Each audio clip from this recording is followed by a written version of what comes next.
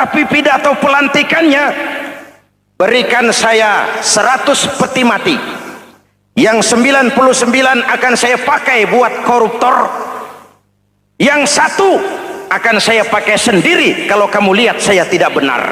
Luar biasa. Yang diperlukan sekarang ini keteladanan, hulama'uhum, sikap ngayomi, mencari jalan keluar, bukan memamerkan kekuasaan, memamerkan kekuatan, arogansi, menghormati perbedaan. Itu ciri demokrasi. Hadirin hadirat ma'asyiral muslimin yang saya cintai, ada sebuah cerita pendek. Seorang pengendara sepeda motor ditangkap oleh Pak Polisi, lalu diperiksa. Ini motor siapa? Pinjam Pak. Helm? Pinjam. SIM? Pinjam. Kata Pak Polisi, tidak boleh begini.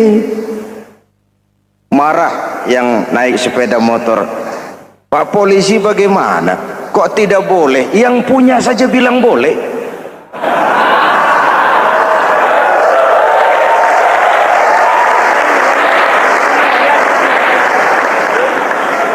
Cerita ini memberikan gambaran bagaimana masyarakat kita sekarang cenderung memboleh-bolehkan diri sendiri, melahirkan permissive society. Masyarakat serba boleh dengan ukuran sakarepe dewe. Itu sebabnya agama diturunkan. Dalam contoh yang indah, Rasul memberikan gambaran bahwa Islam ini bagaikan sebuah bangunan yang komponen pokoknya 5. Bunyal Islamu ala khamsin. Islam dibangun di atas 5 komponen pokok. Jadi kalau Islam ini ibarat bangunan, unsur penunjang pokoknya itu 5. Mari kita analogkan Islam dengan bangunan. Kalau saudara akan membangun rumah, sebelum pasang tiang, pasang genteng, pasang jendela, apa yang lebih dulu dibangun? Fondasi. Kalau Islam ibarat bangunan, fondasinya adalah syahadatu an la ilaha illallah wa anna muhammadar rasulullah. Ini fondasi. Jikalau kuat fondasi, aman bangunan. Jikalau rapuh fondasi, lentur dan luntur bangunan. Maka kuat atau tidak kuatnya bangunan Islam kita bergantung kepada keyakinan dasar tadi, fondasi. Saya bersaksi tidak ada Tuhan selain Allah, artinya saya tidak akan menyembah kecuali hanya kepada Allah. Orang yang benar fondasinya beres sujudnya. Kalau saya yakin tidak ada Tuhan selain Allah, saya tidak akan minta rezeki kecuali hanya kepada Allah. Orang yang benar fondasinya, giat bekerjanya, jauh dari tipu menipu, jauh dari renten, jauh dari riba, jauh dari korupsi, jauh dari judi. Keyakinan memberikan warna terhadap bentuk kepribadian. Kalau saya yakin tidak ada Tuhan selain Allah, saya tidak akan pernah takut kecuali hanya kepada Allah. Saya tidak akan melarikan persoalan kecuali hanya kepada Allah. Saya tidak akan menggantungkan hidup kecuali hanya kepada Allah. Saya tidak akan minta tolong kecuali hanya kepada Allah. Meresap ke dalam jiwa. Untuk keyakinan seperti ini, orang-orang tua kita dahulu berlinang air mata, bersimbah darah, bahkan berkorban nyawa, melaksanakan hijrah untuk mempertahankan keyakinan. Ini intan paling mahal dan ini mutiara paling berharga. Zaman boleh berubah, tapi pondasi tidak boleh goyah. Masa boleh berganti, tapi pondasi jangan sampai mati. Karena iman kita hidup, Untuk iman kita berjuang, dan dalam iman kita ingin kembali menghadap Allah Subhanahu. Masih ingat cerita tentang Bilal? Masih? Mengulang kaji saja. Bilal itu budak sahaya. Ketika masuk Islam, dipanggil oleh majikannya. Bilal, iya bos. Saya dengar kamu masuk Islam ya? Iya bos. Kok berani-beraninya kamu masuk Islam? Memangnya kamu budak siapa Bilal? Iya budak bos. Bos. Kamu kerja sama siapa? Sama bos. Bos. Yang gaji kamu siapa? Ya bos. Nah, kamu kan ngerti Bilal, kamu budak saya, kamu kerja dengan saya, yang gaji kamu saya, yang beri makan saya. Kenapa kok beraninya masuk Islam padahal kamu belum saya kasih izin? Bos, bos boleh beli badan saya, tapi jangan mimpi bisa membeli jiwa saya. Tuhan boleh kuasai badan saya, tapi jangan mimpi bisa menguasai keyakinan saya. Saya memang benar Tuhan yang gaji, tapi kan saya digaji, saya kerja.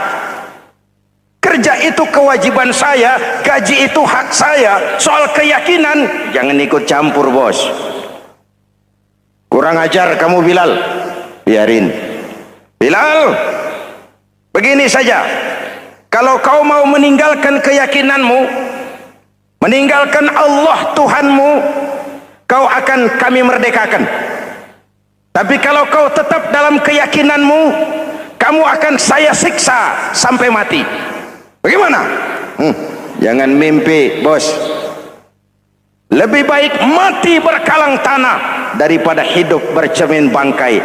Biar saya gugur membela keyakinan daripada hidup jadi penjilat menjual akidah. Itu prinsip.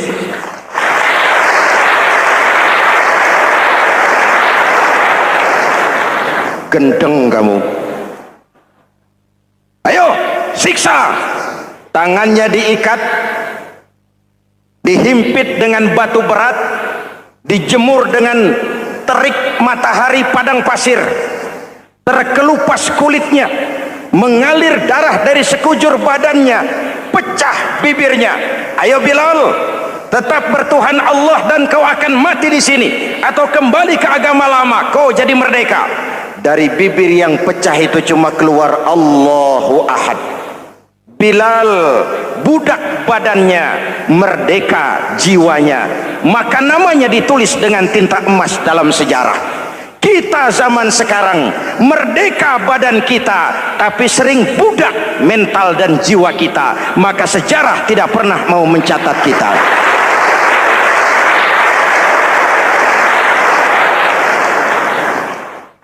Masyarul muslimin yang saya cintai, fondasi sudah. Lalu apa lagi? Mulai memancangkan tiang. Tiangnya 5. Ada tiang namanya zuhur, asar, maghrib, subuh, isya. Tetapi agar bangunan menjadi kuat, ada tiang-tiang tambahan. Namanya rawatib dan nawafil. Rawatib itu ba'diyah atau qobliyah, nawafil itu di luar itu. Agar bangunan menjadi kuat, dibentuk pribadi lewat solat. Apa filsafatnya? Pertama, solat itu simbol penyerahan total kepada Allah. Kita ini sudah kontrak. Innallaha astara minal mu'minina anfusahum wa amwalahum bi anna lahumul jannah. Allah telah membeli dari orang-orang mukmin diri mereka, harta mereka, bagi mereka adalah surga. Penjual kita orang beriman, pembeli Allah, dagangannya amwal dan anfus, harganya adalah surga. Jelas? Penyerahan total itu dimulai dengan takbiratul ihram. Shalli fardal isya, Allahu akbar. Arahkan mata ke tempat kita sujud. Jangan lupa kalau sudah di atas, lupa dengan yang di bawah. Sudah jadi genteng, petatang peteteng di atas. Lalu bilang, merasa capek sendiri, kata Genteng kepada Tiang, Tiang kamu sih enak, kata Genteng, saya setengah mati di atas, kehujanan, kepanasan, kadang-kadang anak-anak nakal saya disambitin. Kata Tiang, saudara Genteng, ngomong jangan sembarangan ya. Kamu kira kamu bisa nongkrong dan nangkring di atas itu gara-gara siapa, Genteng? Kan saya yang sokong dari bawah. Kamu jadi pejabat tinggi, jadi anggota ini, anggota itu, kami rakyat yang angkat. Jangan sudah di atas kami ditekan. Jangan agama dijadikan topeng untuk kepentingan pribadi. Berpolitik untuk kepentingan agama, ayo, tapi menjual agama untuk kepentingan politik, itu yang merusak agama.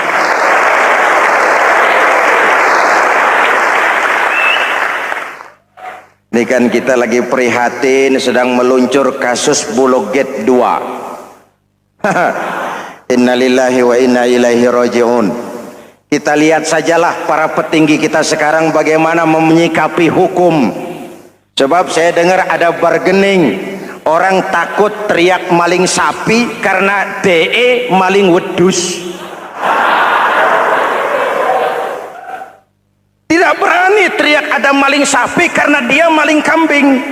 Yang lain maling ayam, dikumpulin ternyata maling semua.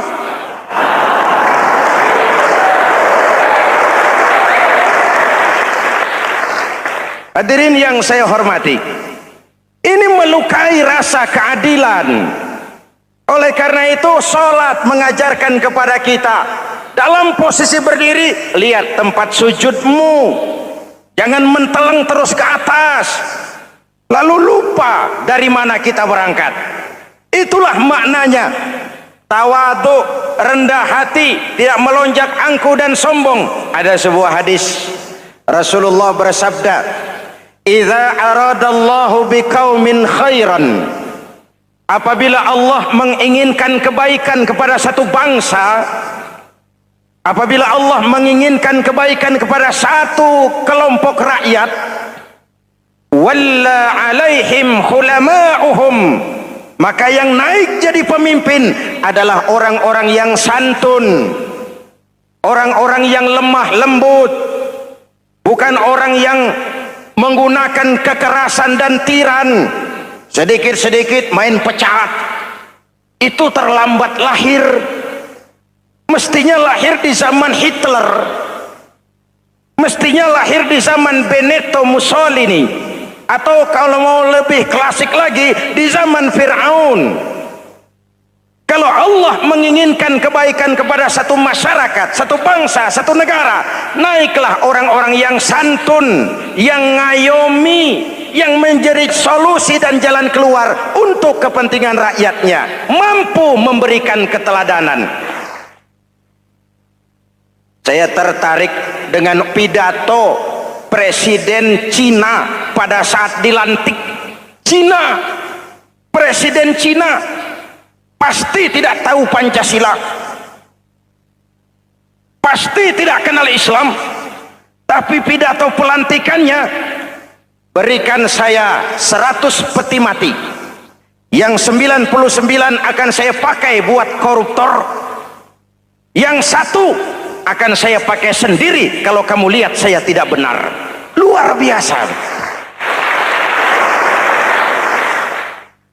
Yang diperlukan sekarang ini keteladanan, hulama'uhum, sikap ngayomi, mencari jalan keluar, bukan memamerkan kekuasaan, memamerkan kekuatan, arogansi, menghormati perbedaan. Itu ciri demokrasi. Lalu waqadha bainahum ulama'uhum, yang memutuskan hukum adalah pakarnya, ulamanya, mengambil keputusan secara profesional sehingga rakyat beroleh apa yang namanya kepastian hukum, merasa hidup terlindungi, aman dan nyaman.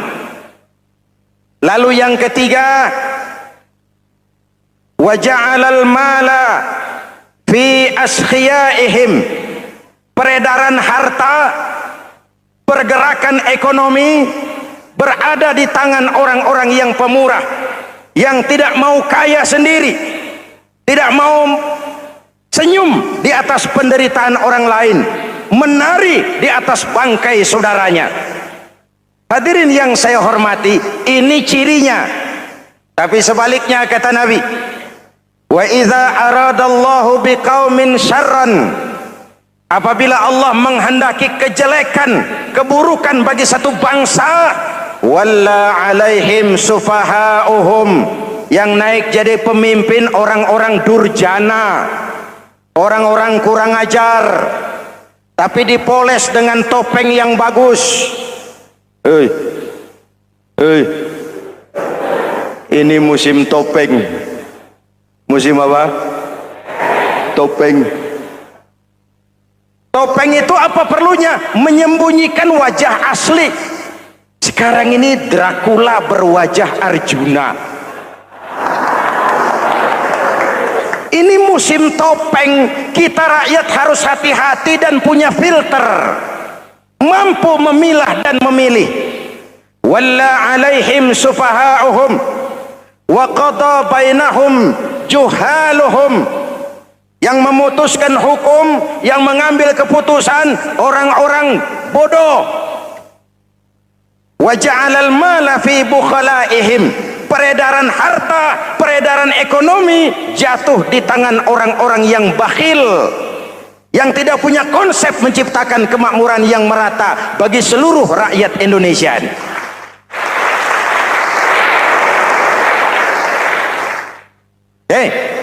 Kita kembali kepada tiang. Ini kan lagi cerita tiang tadi ya. Kalau sedang berdiri, lihat tempat sujud, jangan menteleng terus ke atas. Terserang penyakit tamak bin rakus alias serakah. Nah, selesai. Anggota badan yang paling terhormat ini kepala. Ketika sujud, sama rendahnya dengan telapak kaki. Allahu Akbar, yang besar cuma Allah. Apa bedanya saya dengan saudara? Tidak ada, kecuali saya ngomong saudara dengerin. Kita sama-sama beribadah, sama-sama mencari nilai tambah di hadapan Allah. Apa saya lebih penting dari saudara? Belum tentu. Apa saya lebih hebat dari saudara? Belum tentu. Perasaan lebih penting, lebih hebat, lebih jago setan. Jelas? Ayo tundukkan kepala, dia sama rendahnya dengan telapak kaki kita. Yang besar cuma Allah. Allahu Akbar. Lalu diakhiri dengan menebarkan salam. Assalamualaikum warahmatullah. Assalamualaikum warahmatullah. Menebarkan salam, mewujudkan rasa aman, damai, bukan menimbulkan keresahan. Hadirin yang saya hormati, ini karakteristik kita. Selesai sholat, kembali ke masyarakat, ajaran salam diterjemahkan. Apa? Rasulullah sallallahu alaihi wasallam bersabda, "Ufsus salam, wasilul arham, wa at'imut ta'am, wa sallu bil laili wan nasu niyam, tadkhulul jannata bisalam." Pertama, ufsus salam, tebarkan salam. Tebarkan salam itu bukan cuma kalau ketemu orang assalamualaikum, assalamualaikum. Iya, itu zahirnya. Tetapi hidup di tengah masyarakat memberikan rasa aman, rasa damai, menjadi pengayom bagi lingkungan, menjadi rahmah bagi semesta. Dalam Islam jangankan manusia, binatang saja dilindungi kok. Betul? Betul?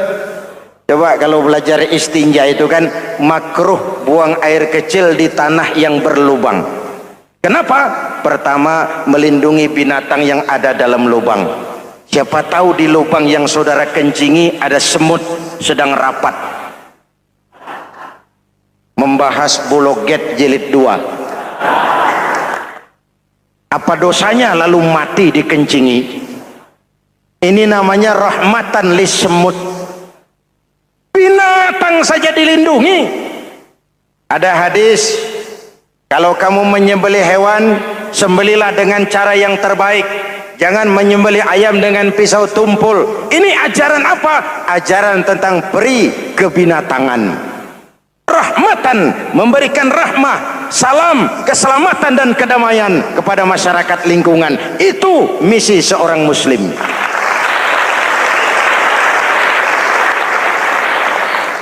Hadirin hadirat ma'asyiral muslimin yang saya cintai, saya kembali kepada pesan Nabi tadi itu.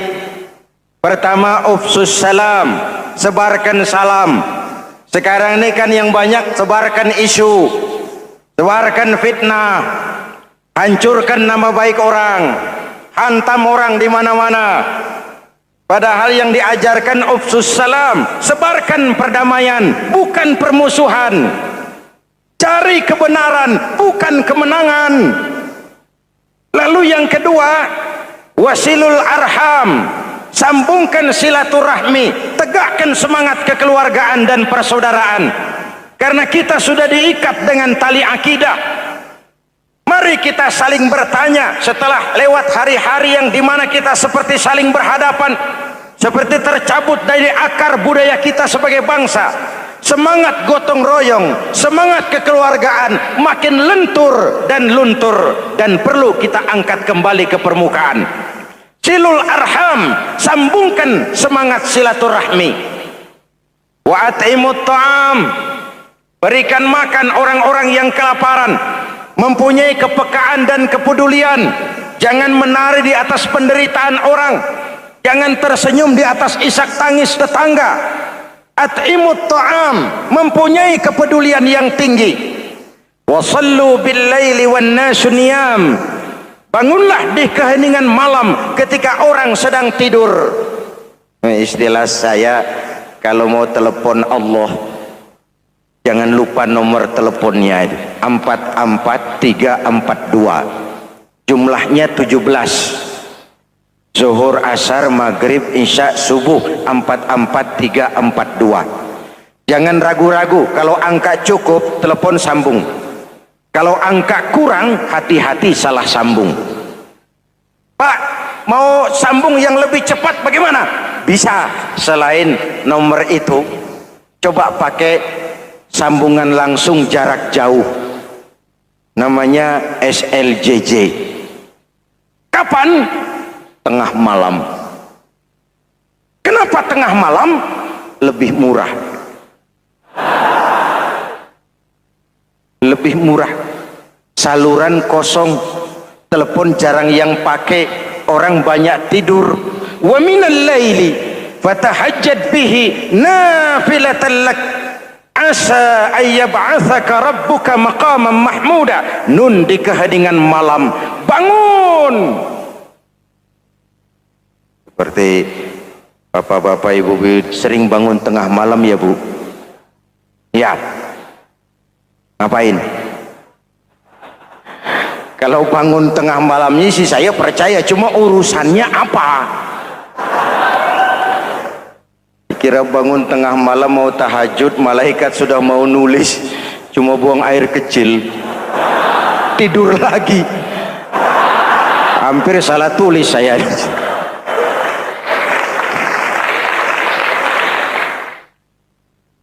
Baik, fondasi sudah Pak, tiang siap. Lalu apa lagi? Rumah itu supaya ada batas, perlu pagar, dinding, tembok. Yang jadi batas, dinding, tembok, puasa. Asyamu junnatun, puasa adalah dinding, benteng yang menyelamatkan manusia jangan sampai menyentuh wilayah lain. Ada batas-batas dan norma yang diindahkan. Selesai tembok, dinding, selesai pagar, selesai. Lah rumah itu supaya bersih kan harus ada kamar mandi, jendela, pintu yang fungsinya membersihkan zakat. Kalau dia zakatul mal, dia bersihkan harta kita. Kalau dia zakatul fitrah, dia bersihkan jiwa kita. Kalau dia zakatul tijarah, dia bersihkan bisnis kita. Kalau dia zakatul ma'adin, dia bersihkan barang tambang kita. Karena itu dalam kitab-kitab fikih dikatakan zakat itu adalah harta yang tu'khazu min aghniyaihim wa turaddu ila fuqaraihim. Kiai Haji Zainuddin Hamidi atau dikenal sebagai Kiai Haji Zainuddin MZ. Beliau lahir pada tanggal 2 Maret 1952. Kiai Haji Zainuddin MZ adalah seorang pemuka agama Islam di Indonesia yang populer melalui ceramahnya di radio dan televisi. Julukannya adalah Dai Berjuta Umat karena dakwahnya yang dapat menyentuh seluruh lapisan masyarakat. Dan ia pernah menjabat sebagai Ketua Umum Partai Bintang Reformasi, kemudian digantikan oleh Bursah Zarnubi. Kiai Haji Zainuddin MZ merupakan anak tunggal buah cinta pasangan Turmudzi dan Zainabun dari keluarga Betawi asli. Ayahnya yang pensiunan pegawai PLN adalah seorang yang taat beragama, sementara ibunya seorang ibu rumah tangga. Sejak umur 2 tahun, Kiai Haji Zainuddin MZ sudah ditinggal sang ayah. Untuk memenuhi kebutuhan hidupnya, sejak kecil Kiai Haji Zainuddin MZ sering membantu sang ibu untuk berjualan nasi uduk. Selama 6 tahun Kiai Haji Zainuddin MZ mengenyam pendidikan di bawah asuhan Kiai Haji Idam Chalid, ulama karismatik asal Kalimantan, sekaligus politisi ulung yang pernah menjabat sebagai Ketua MPR dan Ketua DPR pada periode 1971 sampai 1977. Kiai Haji Zainuddin MZ ini semakin dikenal masyarakat ketika ceramahnya mulai memasuki dunia rekaman. Kasetnya beredar bukan saja di seluruh pelosok Nusantara, tetapi juga ke beberapa negara Asia. Kiai Haji Zainuddin MZ pernah diangkat menjadi anggota Majelis Permusyawaratan Rakyat Republik Indonesia periode 1997 sampai 1999. Beliau pernah mengisi di suatu acara TV, seperti acara Tabligh Akbar Ramadan, Indosiar mulai dari tahun 2000 sampai tahun 2001. Acara TV pengantar sahur dan berbuka puasa, Indosiar, dari tahun 1999 sampai 2002. Dakwah puasa acara TV SCTV dari tahun 1991 sampai 2001. Kiai Haji Zainuddin MZ meninggal dunia pada 5 Juli 2011 dalam perjalanan menuju Rumah Sakit Pusat Pertamina karena serangan jantung dan gula darah. Ia meninggal setelah sarapan bersama keluarga di rumahnya Gandaria 1, Kebayoran Baru, Jakarta Selatan. Itulah biografi singkat dari beliau. Mari kita kirimkan Al-Fatihah untuk beliau, Kiai Haji Zainuddin MZ. Jikalau kuat fondasi, aman bangunan. Jikalau rapuh pondasi, lentur dan luntur bangunan. Maka kuat atau tidak kuatnya bangunan Islam kita bergantung kepada keyakinan dasar tadi, fondasi. Saya bersaksi tidak ada Tuhan selain Allah, artinya saya tidak akan menyembah kecuali hanya kepada Allah.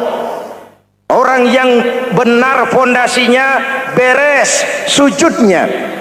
Kalau saya yakin tidak ada Tuhan selain Allah, saya tidak akan minta rezeki kecuali hanya kepada Allah. Orang yang benar fondasinya, giat bekerjanya, jauh dari tipu menipu, jauh dari renten, jauh dari riba, jauh dari korupsi, jauh dari judi. Keyakinan memberikan warna terhadap bentuk kepribadian. Kalau saya yakin tidak ada Tuhan selain Allah, saya tidak akan pernah takut kecuali hanya kepada Allah. Saya tidak akan melarikan persoalan kecuali hanya kepada Allah. Saya tidak akan menggantungkan hidup kecuali hanya kepada Allah. Saya tidak akan minta tolong kecuali hanya kepada Allah. Meresap ke dalam jiwa. Untuk keyakinan seperti ini, orang-orang tua kita dahulu berlinang air mata, bersimbah darah, bahkan berkorban nyawa, melaksanakan hijrah untuk mempertahankan keyakinan. Ini intan paling mahal dan ini mutiara paling berharga. Zaman boleh berubah, tapi fondasi tidak boleh goyah. Masa boleh berganti, tapi fondasi jangan sampai mati. Karena iman kita hidup, untuk iman kita berjuang, dan dalam iman kita ingin kembali menghadap Allah Subhanahu. Masih ingat cerita tentang Bilal? Masih? Mengulang kaji saja. Bilal itu budak sahaya. Ketika masuk Islam, dipanggil oleh majikannya. Bilal, iya bos. Saya dengar kamu masuk Islam ya? Iya bos. Kok Kok berani-beraninya kamu masuk Islam? Memangnya kamu budak siapa, Bilal? Ya, budak bos. Bos. Kamu kerja sama siapa? Sama bos. Bos. Yang gaji kamu siapa? Ya, bos. Nah, kamu kan ngerti, Bilal. Kamu budak saya, kamu kerja dengan saya, yang gaji kamu saya, yang beri makan saya. Kenapa? Kok beraninya masuk Islam padahal kamu belum saya kasih izin? Bos, bos boleh beli badan saya, tapi jangan mimpi bisa membeli jiwa saya. Tuhan boleh kuasai badan saya, tapi jangan mimpi bisa menguasai keyakinan saya. Saya memang benar Tuhan yang gaji, tapi kan saya digaji, saya kerja. Kerja itu kewajiban saya, gaji itu hak saya. Soal keyakinan, jangan ikut campur, bos. Kurang ajar kamu, Bilal. Biarin. Bilal, begini saja. Kalau kau mau meninggalkan keyakinanmu, meninggalkan Allah Tuhanmu, kau akan kami merdekakan. Tapi kalau kau tetap dalam keyakinanmu, kamu akan saya siksa sampai mati. Bagaimana? Jangan mimpi, bos. Lebih baik mati berkalang tanah daripada hidup bercermin bangkai. Biar saya gugur membela keyakinan daripada hidup jadi penjilat menjual akidah. Itu prinsip.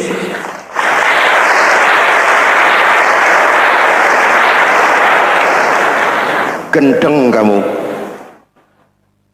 Ayo, siksa.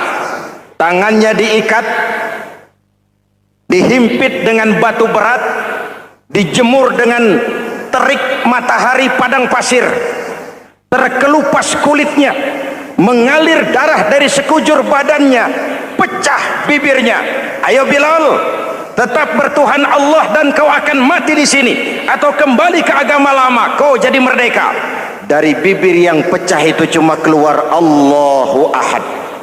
Bilal budak badannya, merdeka jiwanya, maka namanya ditulis dengan tinta emas dalam sejarah. Kita zaman sekarang merdeka badan kita, tapi sering budak mental dan jiwa kita, maka sejarah tidak pernah mau mencatat kita.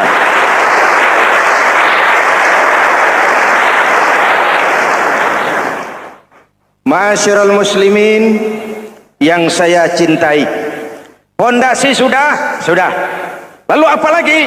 Mulai memancangkan tiang. Tiangnya 5. Ada tiang namanya zuhur, asar, maghrib, subuh, isya. Tetapi agar bangunan menjadi kuat, ada tiang-tiang tambahan. Namanya rawatib dan nawafil. Rawatib itu ba'diyah atau qobliyah, nawafil itu di luar itu. Agar bangunan menjadi kuat, dibentuk pribadi lewat solat. Apa filsafatnya? Pertama, solat itu simbol penyerahan total kepada Allah.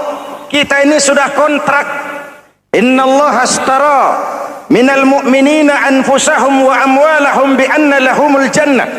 Allah telah membeli dari orang-orang mukmin diri mereka, harta mereka, bagi mereka adalah surga.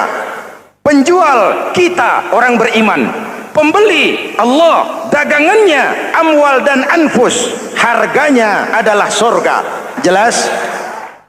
Penyerahan total itu dimulai dengan takbiratul ihram. Shalli fardal isya, Allahu akbar. Arahkan mata ke tempat kita sujud. Jangan lupa kalau sudah di atas, lupa dengan yang di bawah. Sudah jadi genteng, petatang peteteng di atas. Lalu bilang, merasa capek sendiri, kata genteng kepada tiang. Tiang, kamu si enak, kata genteng. Saya setengah mati di atas. Kehujanan, kepanasan, kadang-kadang anak-anak nakal saya disambitin. Kata tiang, saudara genteng, ngomong jangan sembarangan ya. Kamu kira kamu bisa nongkrong dan nangkring di atas, itu gara-gara siapa genteng? Kan saya yang sokong dari bawah. Kamu jadi pejabat tinggi, jadi anggota ini, anggota itu. Kami rakyat yang angkat. Jangan sudah di atas kami ditekan. Jangan agama dijadikan topeng untuk kepentingan pribadi. Berpolitik untuk kepentingan agama, ayo. Tapi menjual agama untuk kepentingan politik, itu yang merusak agama.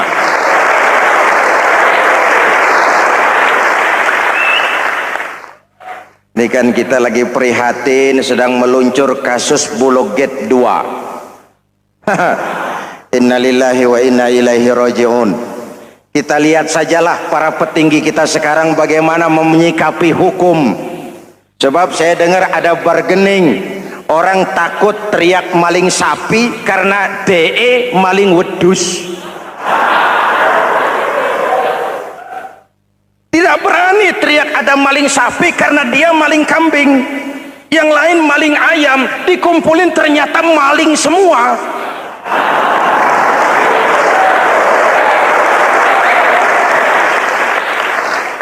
Hadirin yang saya hormati, ini melukai rasa keadilan. Oleh karena itu sholat mengajarkan kepada kita, dalam posisi berdiri, lihat tempat sujudmu. Jangan menteleng terus ke atas, lalu lupa dari mana kita berangkat. Itulah maknanya tawadhu, rendah hati, tidak melonjak angkuh dan sombong. Ada sebuah hadis Rasulullah bersabda, "Idza aradallahu biqaumin khairan." Apabila Allah menginginkan kebaikan kepada satu bangsa, apabila Allah menginginkan kebaikan kepada satu kelompok rakyat, walla alaihim khulama'uhum, maka yang naik jadi pemimpin adalah orang-orang yang santun, orang-orang yang lemah lembut, bukan orang yang menggunakan kekerasan dan tiran. Sedikit-sedikit main pecat, itu terlambat lahir. Mestinya lahir di zaman Hitler, mestinya lahir di zaman Benito Mussolini, atau kalau mau lebih klasik lagi di zaman Fir'aun. Kalau Allah menginginkan kebaikan kepada satu masyarakat, satu bangsa, satu negara, naiklah orang-orang yang santun, yang ngayomi, yang menjadi solusi dan jalan keluar untuk kepentingan rakyatnya, mampu memberikan keteladanan. Saya tertarik dengan pidato Presiden Cina pada saat dilantik. Cina, Presiden Cina pasti tidak tahu Pancasila, pasti tidak kenal Islam, tapi pidato pelantikannya, berikan saya 100 peti mati, yang 99 akan saya pakai buat koruptor, yang satu akan saya pakai sendiri kalau kamu lihat saya tidak benar. Luar biasa. Yang diperlukan sekarang ini keteladanan, khulama'uhum, sikap ngayomi, mencari jalan keluar, bukan memamerkan kekuasaan, memamerkan kekuatan, arogansi, menghormati perbedaan. Itu ciri demokrasi.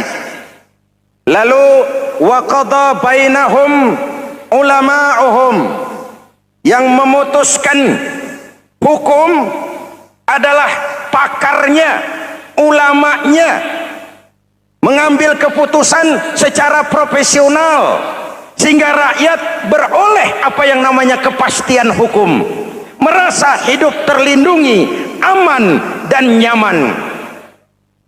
Lalu yang ketiga,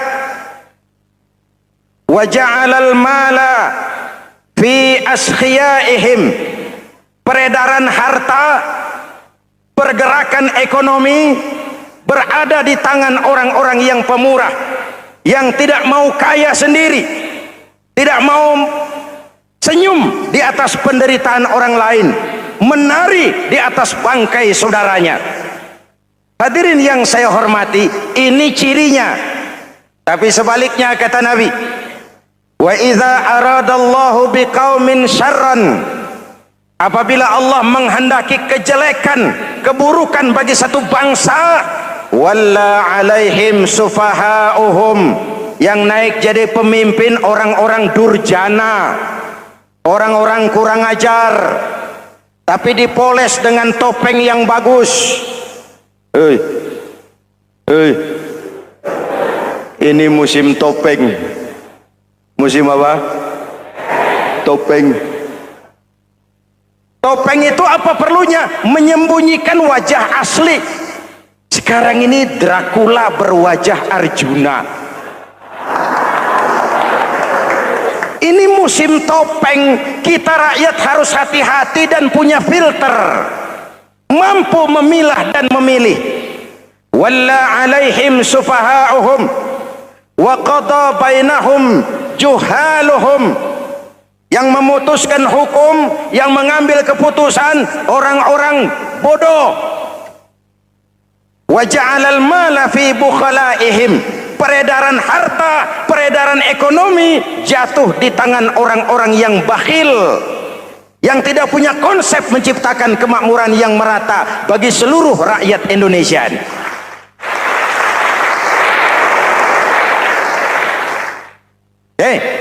Kita kembali kepada tiang. Ini kan lagi cerita tiang tadi ya. Kalau sedang berdiri, lihat tempat sujud, jangan menteleng terus ke atas. Terserang penyakit tamak bin rakus alias serakah. Nah, selesai. Anggota badan yang paling terhormat ini kepala. Ketika sujud, sama rendahnya dengan telapak kaki. Allahu Akbar, yang besar cuma Allah. Apa bedanya saya dengan saudara? Tidak ada, kecuali saya ngomong saudara dengerin. Kita sama-sama beribadah, sama-sama mencari nilai tambah di hadapan Allah. Apa saya lebih penting dari saudara? Belum tentu. Apa saya lebih hebat dari saudara? Belum tentu.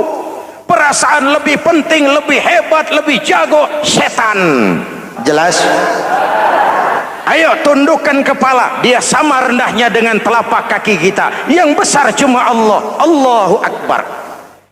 Lalu diakhiri dengan menebarkan salam. Assalamualaikum warahmatullah. Assalamualaikum warahmatullah. Menebarkan salam, mewujudkan rasa aman, damai, bukan menimbulkan keresahan. Hadirin yang saya hormati, ini karakteristik kita. Selesai sholat, kembali ke masyarakat, ajaran salam diterjemahkan. Apa? Rasulullah sallallahu alaihi wasallam bersabda, "Ufsus salam, wasilul arham, wa at'imut ta'am, wa sallu bil laili wan nasu niyam, tadkhulul jannata bisalam." Pertama, ufsus salam, tebarkan salam. Tebarkan salam itu bukan cuma kalau ketemu orang assalamualaikum, assalamualaikum. Iya, itu zahirnya. Tetapi hidup di tengah masyarakat memberikan rasa aman, rasa damai, menjadi pengayom bagi lingkungan, menjadi rahmah bagi semesta. Dalam Islam jangankan manusia, binatang saja dilindungi kok. Betul? Betul? Coba kalau belajar istinja itu kan makruh buang air kecil di tanah yang berlubang. Kenapa? Pertama, melindungi binatang yang ada dalam lubang. Siapa tahu di lubang yang saudara kencingi ada semut sedang rapat membahas Bologet jilid 2. Apa dosanya lalu mati dikencingi? Ini namanya rahmatan lis semut. Binatang saja dilindungi. Ada hadis, kalau kamu menyembelih hewan, sembelilah dengan cara yang terbaik. Jangan menyembelih ayam dengan pisau tumpul. Ini ajaran apa? Ajaran tentang peri kebinatangan.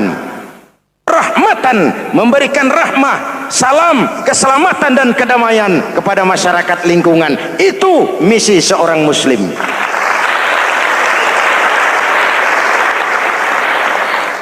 Hadirin hadirat ma'asyiral muslimin yang saya cintai, saya kembali kepada pesan Nabi tadi itu. Pertama, ufsus salam, sebarkan salam. Sekarang ini kan yang banyak sebarkan isu, sebarkan fitnah, hancurkan nama baik orang, hantam orang di mana-mana. Padahal yang diajarkan ufsus salam, sebarkan perdamaian, bukan permusuhan. Cari kebenaran, bukan kemenangan. Lalu yang kedua, wasilul arham, sambungkan silaturahmi, tegakkan semangat kekeluargaan dan persaudaraan. Karena kita sudah diikat dengan tali akidah. Mari kita saling bertanya setelah lewat hari-hari yang dimana kita seperti saling berhadapan, seperti tercabut dari akar budaya kita sebagai bangsa. Semangat gotong royong, semangat kekeluargaan makin lentur dan luntur, dan perlu kita angkat kembali ke permukaan. Silul arham, sambungkan semangat silaturahmi. Wa at'imut ta'am, berikan makan orang-orang yang kelaparan, mempunyai kepekaan dan kepedulian. Jangan menari di atas penderitaan orang, jangan tersenyum di atas isak tangis tetangga. At'imut ta'am, mempunyai kepedulian yang tinggi. Wa sallu bil laili wan nasu niyam, bangunlah di keheningan malam ketika orang sedang tidur. Istilah saya, kalau mau telepon Allah, jangan lupa nomor teleponnya itu 44342. Jumlahnya 17. Zuhur, asar, maghrib, isya, subuh 44342. Jangan ragu-ragu, kalau angka cukup telepon sambung. Kalau angka kurang, hati-hati salah sambung. Pak, mau sambung yang lebih cepat bagaimana? Bisa, selain nomor itu, coba pakai sambungan langsung jarak jauh. Namanya SLJJ. Kapan? Tengah malam. Kenapa tengah malam? Lebih murah. Lebih murah. Saluran kosong, telepon jarang yang pakai, orang banyak tidur. Wa minal laili fatahajjad bihi nafilatan lak asa ayyab'atsaka rabbuka maqaman mahmuda. Nun, di keheningan malam bangun. Seperti bapak-bapak, ibu-ibu sering bangun tengah malam ya Bu? Ya. Ngapain? Kalau bangun tengah malamnya sih saya percaya, cuma urusannya apa? Kira bangun tengah malam mau tahajud, malaikat sudah mau nulis, cuma buang air kecil, tidur lagi. Hampir salah tulis saya.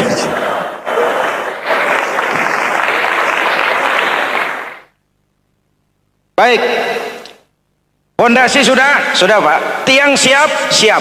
Lalu apa lagi? Rumah itu supaya ada batas, perlu pagar, dinding, tembok. Yang jadi batas, dinding, tembok, puasa. Asyamu junnatun, puasa adalah dinding, benteng yang menyelamatkan manusia jangan sampai menyentuh wilayah lain. Ada batas-batas dan norma yang diindahkan. Selesai, tembok, dinding, selesai. Pagar, selesai. Lah rumah itu supaya bersih, kan harus ada kamar mandi, jendela, pintu, yang fungsinya membersihkan zakat. Kalau dia zakatul mal, dia bersihkan harta kita. Kalau dia zakatul fitrah, dia bersihkan jiwa kita. Kalau dia zakatul tijarah, dia bersihkan bisnis kita. Kalau dia zakatul ma'adin, dia bersihkan barang tambang kita. Karena itu dalam kitab-kitab fikih dikatakan zakat itu adalah harta yang tu'khazu min aghniyaihim wa turaddu ila fuqaraihim. Jikalau kuat fondasi, aman bangunan. Jikalau rapuh fondasi, lentur dan luntur bangunan. Maka kuat atau tidak kuatnya bangunan Islam kita bergantung kepada keyakinan dasar tadi, fondasi. Saya bersaksi tidak ada Tuhan selain Allah, artinya saya tidak akan menyembah kecuali hanya kepada Allah. Orang yang benar fondasinya beres sujudnya. Kalau saya yakin tidak ada Tuhan selain Allah, saya tidak akan minta rezeki kecuali hanya kepada Allah. Orang yang benar fondasinya, giat bekerjanya, jauh dari tipu menipu, jauh dari renten, jauh dari riba, jauh dari korupsi, jauh dari judi. Keyakinan memberikan warna terhadap bentuk kepribadian. Kalau saya yakin tidak ada Tuhan selain Allah, saya tidak akan pernah takut kecuali hanya kepada Allah. Saya tidak akan melarikan persoalan kecuali hanya kepada Allah. Saya tidak akan menggantungkan hidup kecuali hanya kepada Allah. Saya tidak akan minta tolong kecuali hanya kepada Allah. Meresap ke dalam jiwa. Untuk keyakinan seperti ini, orang-orang tua kita dahulu berlinang air mata, bersimbah darah, bahkan berkorban nyawa, melaksanakan hijrah untuk mempertahankan keyakinan. Ini intan paling mahal dan ini mutiara paling berharga. Zaman boleh berubah, tapi pondasi tidak boleh goyah. Masa boleh berganti, tapi pondasi jangan sampai mati. Karena iman kita hidup, untuk iman kita berjuang, dan dalam iman kita ingin kembali menghadap Allah Subhanahu. Masih ingat cerita tentang Bilal? Masih? Mengulang kaji saja. Bilal itu budak sahaya. Ketika masuk Islam, dipanggil oleh majikannya. Bilal, iya bos. Saya dengar kamu masuk Islam ya? Iya bos. Kok berani-beraninya kamu masuk Islam? Memangnya kamu budak siapa Bilal? Iya budak bos. Bos. Kamu kerja sama siapa? Sama bos. Bos. Yang gaji kamu siapa? Ya bos. Nah, kamu kan ngerti Bilal, kamu budak saya, kamu kerja dengan saya, yang gaji kamu saya, yang beri makan saya. Kenapa? Kok beraninya masuk Islam padahal kamu belum saya kasih izin? Bos, bos boleh beli badan saya, tapi jangan mimpi bisa membeli jiwa saya. Tuhan boleh kuasai badan saya, tapi jangan mimpi bisa menguasai keyakinan saya. Saya memang benar Tuhan yang gaji, tapi kan saya digaji, saya kerja. Kerja itu kewajiban saya, gaji itu hak saya. Soal keyakinan, jangan ikut campur bos. Kurang ajar kamu Bilal. Biarin. Bilal, begini saja. Kalau kau mau meninggalkan keyakinanmu, meninggalkan Allah Tuhanmu, kau akan kami merdekakan. Tapi kalau kau tetap dalam keyakinanmu, kamu akan saya siksa sampai mati. Bagaimana? Jangan mimpi bos. Lebih baik mati berkalang tanah daripada hidup bercermin bangkai. Biar saya gugur membela keyakinan daripada hidup jadi penjilat menjual akidah. Itu prinsip.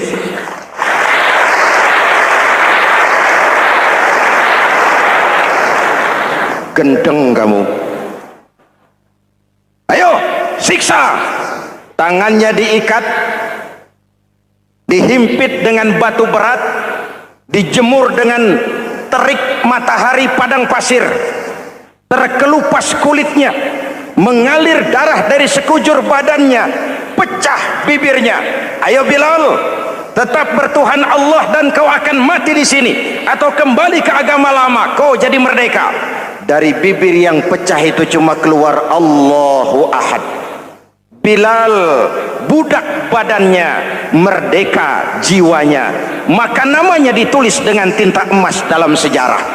Kita zaman sekarang merdeka badan kita, tapi sering budak mental dan jiwa kita, maka sejarah tidak pernah mau mencatat kita.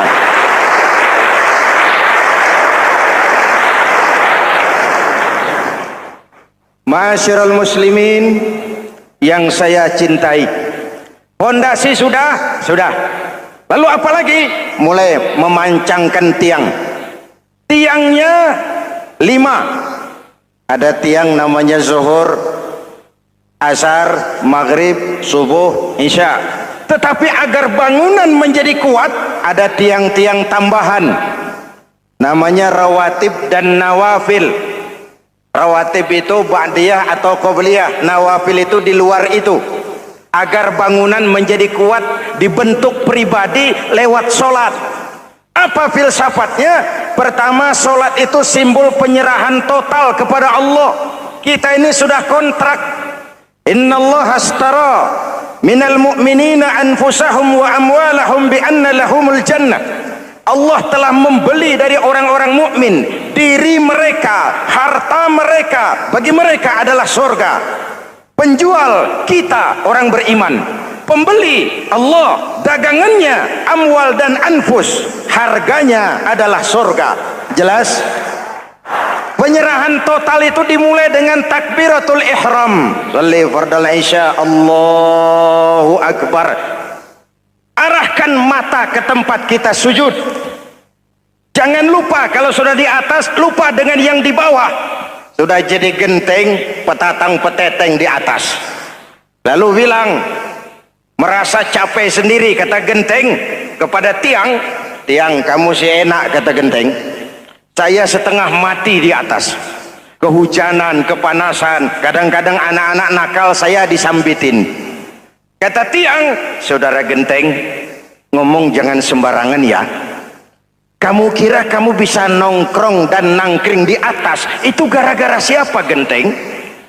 Kan saya yang sokong dari bawah.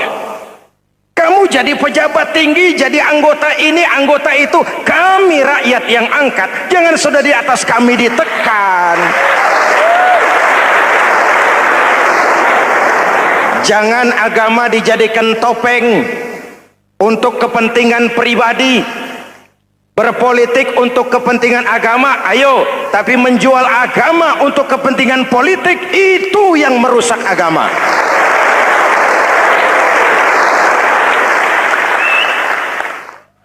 Ini kan kita lagi prihatin, sedang meluncur kasus Bulog Gate 2. Innalillahi wa inna ilaihi raji'un.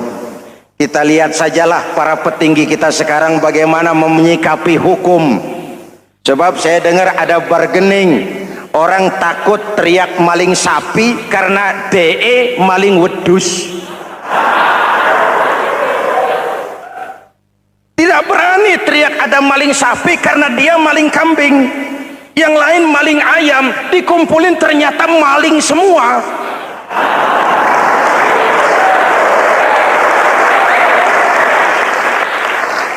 Hadirin yang saya hormati, ini melukai rasa keadilan.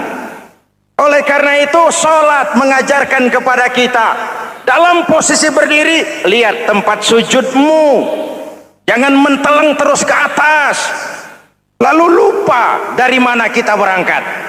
Itulah maknanya tawadhu, rendah hati, tidak melonjak angku dan sombong. Ada sebuah hadis, Rasulullah bersabda, "Idza aradallahu biqaumin khairan." Apabila Allah menginginkan kebaikan kepada satu bangsa, apabila Allah menginginkan kebaikan kepada satu kelompok rakyat, walla alaihim khulama'uhum, maka yang naik jadi pemimpin adalah orang-orang yang santun, orang-orang yang lemah lembut, bukan orang yang menggunakan kekerasan dan tiran. Sedikit-sedikit main pecat, itu terlambat lahir. Mestinya lahir di zaman Hitler, mestinya lahir di zaman Benito Mussolini, atau kalau mau lebih klasik lagi, di zaman Fir'aun. Kalau Allah menginginkan kebaikan kepada satu masyarakat, satu bangsa, satu negara, naiklah orang-orang yang santun, yang ngayomi, yang menjadi solusi dan jalan keluar untuk kepentingan rakyatnya, mampu memberikan keteladanan. Saya tertarik dengan pidato Presiden Cina pada saat dilantik. Cina, presiden Cina pasti tidak tahu Pancasila, pasti tidak kenal Islam, tapi pidato pelantikannya, berikan saya 100 peti mati, yang 99 akan saya pakai buat koruptor, yang satu akan saya pakai sendiri kalau kamu lihat saya tidak benar. Luar biasa. Yang diperlukan sekarang ini keteladanan, hulama'uhum, sikap ngayomi, mencari jalan keluar, bukan memamerkan kekuasaan, memamerkan kekuatan, arogansi, menghormati perbedaan. Itu ciri demokrasi. Lalu wa qada bainahum ulama'uhum, yang memutuskan hukum adalah pakarnya, ulamanya, mengambil keputusan secara profesional sehingga rakyat beroleh apa yang namanya kepastian hukum, merasa hidup terlindungi, aman dan nyaman. Lalu yang ketiga, wa ja'alal mala fi askhiyaihim, peredaran harta, pergerakan ekonomi berada di tangan orang-orang yang pemurah, yang tidak mau kaya sendiri, tidak mau senyum di atas penderitaan orang lain, menari di atas bangkai saudaranya. Hadirin yang saya hormati, ini cirinya. Tapi sebaliknya kata Nabi, wa idza aradallahu biqaumin syarran, apabila Allah menghendaki kejelekan, keburukan bagi satu bangsa, walla alaihim sufahauhum, yang naik jadi pemimpin orang-orang durjana, orang-orang kurang ajar, tapi dipoles dengan topeng yang bagus. Ini musim topeng. Musim apa? Topeng. Topeng itu apa perlunya? Menyembunyikan wajah asli. Sekarang ini Dracula berwajah Arjuna. Ini musim topeng. Kita rakyat harus hati-hati dan punya filter, mampu memilah dan memilih. Walla alaihim sufahauhum wa qada bainahum juhaluhum, yang memutuskan hukum, yang mengambil keputusan orang-orang bodoh. Wa ja'alal mala fi bukhalaihim, peredaran harta, peredaran ekonomi jatuh di tangan orang-orang yang bakhil, yang tidak punya konsep menciptakan kemakmuran yang merata bagi seluruh rakyat Indonesia.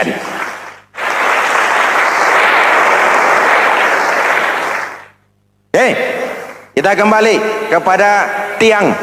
Ini kan lagi cerita tiang tadi ya. Kalau sedang berdiri, lihat tempat sujud, jangan menteleng terus ke atas. Terserang penyakit tamak bin rakus alias serakah.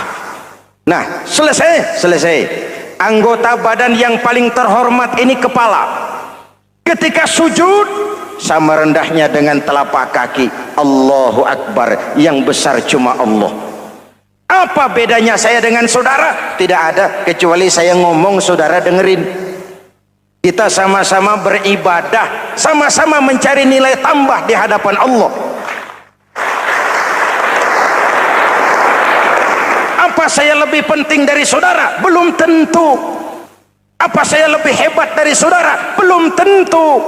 Perasaan lebih penting, lebih hebat, lebih jago setan. Jelas? Ayo tundukkan kepala, dia sama rendahnya dengan telapak kaki kita. Yang besar cuma Allah. Allahu Akbar. Lalu diakhiri dengan menebarkan salam. Assalamualaikum warahmatullah. Assalamualaikum warahmatullah. Menebarkan salam, mewujudkan rasa aman, damai, bukan menimbulkan keresahan. Hadirin yang saya hormati, ini karakteristik kita. Selesai sholat, kembali ke masyarakat, ajaran salam diterjemahkan. Apa? Rasulullah sallallahu alaihi wasallam bersabda, ufsus salam, wasilul arham, wa at'imut ta'am, wa sallu bil laili wan nas niyam, tadkhulul jannata bisalam. Pertama, ufsus salam, tebarkan salam. Tebarkan salam itu bukan cuma kalau ketemu orang assalamualaikum, assalamualaikum. Ya, itu zahirnya. Tetapi hidup di tengah masyarakat memberikan rasa aman, rasa damai, menjadi pengayom bagi lingkungan, menjadi rahmah bagi semesta. Dalam Islam jangankan manusia, binatang saja dilindungi kok. Betul? Betul? Coba kalau belajar istinja itu kan makruh buang air kecil di tanah yang berlubang. Kenapa? Pertama, melindungi binatang yang ada dalam lubang. Siapa tahu di lubang yang saudara kencingi ada semut sedang rapat. Membahas Bologet jilid 2. Apa dosanya lalu mati dikencingi? Ini namanya rahmatan lis semut. Binatang saja dilindungi. Ada hadis, kalau kamu menyembelih hewan, sembelilah dengan cara yang terbaik. Jangan menyembelih ayam dengan pisau tumpul. Ini ajaran apa? Ajaran tentang peri kebinatangan. Rahmatan, memberikan rahmah, salam, keselamatan dan kedamaian kepada masyarakat lingkungan. Itu misi seorang muslim.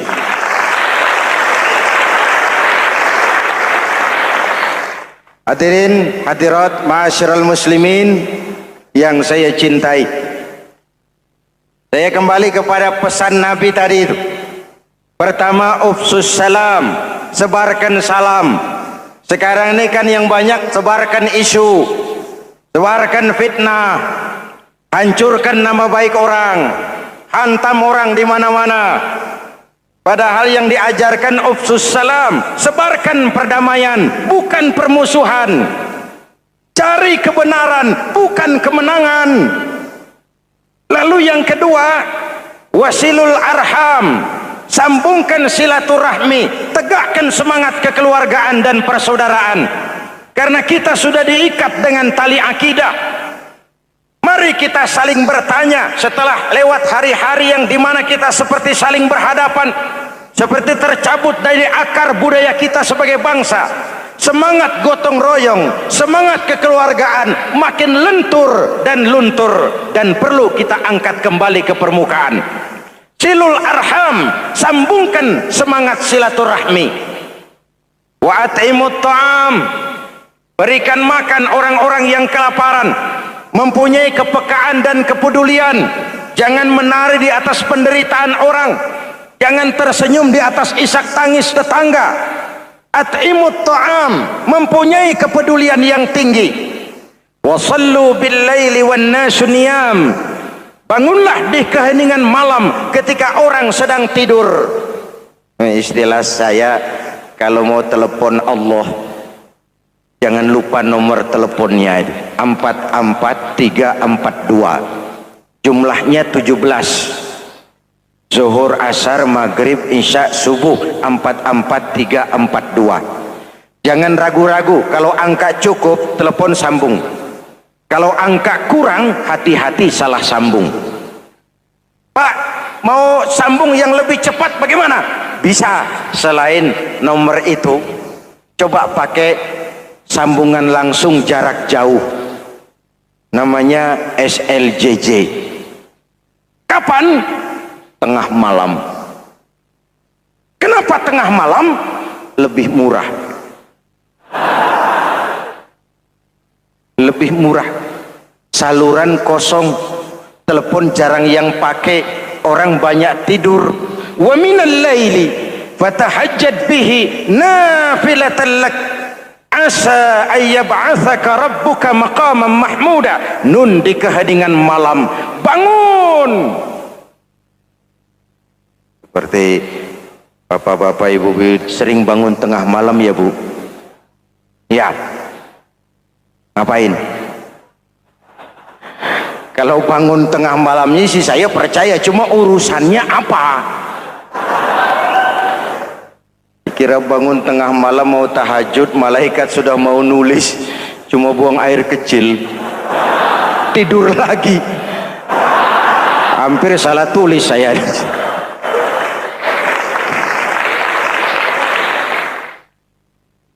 Baik, fondasi sudah Pak, tiang siap. Lalu apa lagi? Nah, rumah itu supaya ada batas, perlu pagar, dinding, tembok. Yang jadi batas, dinding, tembok, puasa. Asyamu junnatun, puasa adalah dinding, benteng yang menyelamatkan manusia jangan sampai menyentuh wilayah lain. Ada batas-batas dan norma yang diindahkan. Selesai, tembok, dinding, selesai. Pagar, selesai. Lah rumah itu supaya bersih, kan harus ada kamar mandi, jendela, pintu, yang fungsinya membersihkan zakat. Kalau dia zakatul mal, dia bersihkan harta kita. Kalau dia zakatul fitrah, dia bersihkan jiwa kita. Kalau dia zakatul tijarah, dia bersihkan bisnis kita. Kalau dia zakatul ma'adin, dia bersihkan barang tambang kita. Karena itu dalam kitab-kitab fikih dikatakan zakat itu adalah harta yang tu'khazu min aghniyaihim wa turaddu ila fuqaraihim.